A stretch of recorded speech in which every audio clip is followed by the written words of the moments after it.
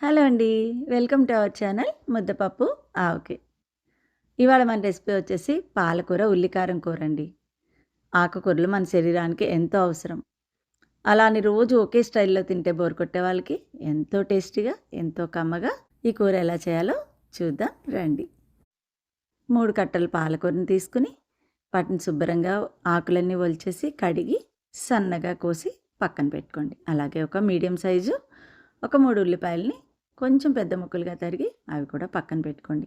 పొయ్యి మీద బాండీ పెట్టుకుని అందులో ఒక 2 స్పూన్స్ ఆయిల్ వేసుకుని 1 టేబుల్ స్పూను మినపప్పు, 1 టేబుల్ స్పూన్ ధనియాలు వేసుకోండి. అలాగే కొంచెం మెంతులు వేసుకుని ఒక 5, 6 ఎండుమిరపకాయలు వేసుకుని అన్నిటినీ చక్కగా సమానంగా వేగనివ్వండి. పొయ్యి తక్కువ పెట్టి సిమ్లో పెట్టుకుని వేయించుకోండి, బాగా వస్తుంది.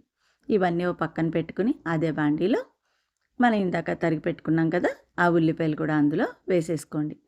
చక్కగా ఉల్లిపాయ ఎక్కువ వేగితే బాగోదండి, జస్ట్ ఉడకనట్టు ఉడికితే బాగుంటాయి. అలా వేయించుకుని అవి కూడా పక్కన పెట్టుకుని అదే బాండీలో కొంచెం ఆయిల్ వేసుకుని 1/2 టేబుల్ స్పూన్ జీలకర్ర, 1/2 టేబుల్ స్పూన్ ఆవాలు వేసేసుకుని కొంచెం కరివేపాకు వేసుకుని ఇందాక మనం తరిగి పెట్టుకున్నాక ఆ పాలకూరని కూడా అందులో అలాగా వేసేసుకోండి. చక్కగా ఇవన్నీ ఒకసారి అటు ఇటు కలుపుకుని కొంచెం ఒక 5 నిమిషాల పాటు దాన్ని ఉడకనివ్వండి. ఇప్పుడు అందులో 1 టేబుల్ స్పూన్ సాల్ట్ వేసుకోండి. సాల్ట్ని మీ రుచికి తగ్గట్టు మీరు అడ్జస్ట్ చేసుకోండి. ఒక్కసారి మూత పెట్టేసుకుని ఒక 5 నిమిషాలు అలా వదిలేయండి. ఈలోపు మనం ఇందాక వేయించుకున్న పోపంతా మిక్సీ గిన్నెలోకి తీసుకుని 1 స్పూను కారం, 1/2 టేబుల్ స్పూను పసుపు వేసుకుని మెత్తగా పొడి చేసేసుకోండి. ఇప్పుడు ఆ పొడిలో నిమ్మకాయ సైజు అంతా చింతపండు వేసుకోండి, నానబెట్టి వేసుకోండి. అలాగే వేయించి పెట్టుకున్న ఉల్లిపాయలు ఒక 5 వెల్లుల్లిపాయలు వేసేసుకుని కచ్చా పచ్చాగా గ్రైండ్ చేసుకోండి. మరి మెత్తగా చేయకండి, బాగోదు. మనం ఇందాక వేయించుకుంటున్న పాలకూరలో ఈ ముద్దను తీసి వేసేసేయండి.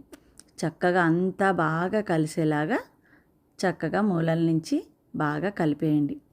కలిపి ఇప్పుడు అందులో ఒక 1 టేబుల్ స్పూన్ ఆయిల్ వేసుకోండి. ఇప్పుడు వేసుకోవడం వల్ల కూరకు ఆయిల్ పైకి వస్తుంది అన్నమాట. ఇప్పుడు కూర మీద మూత పెట్టేసుకుని ఒక 5 నిమిషాలు వదిలేయండి. ఒక 5 నిమిషాలు పోయాక మూత తీసుకుని అటు ఇటు బాగా కలుపుకుని ఒక 5 నిమిషాల పాటు దాన్ని అలాగా ఉడకనివ్వండి. ఈ కూర ఉడికింది అని తెలియాలంటే నూనె పైకి తేలినట్టు అనమాట. చూసారా నూనె పక్క నుంచి ఎలా ఉందో?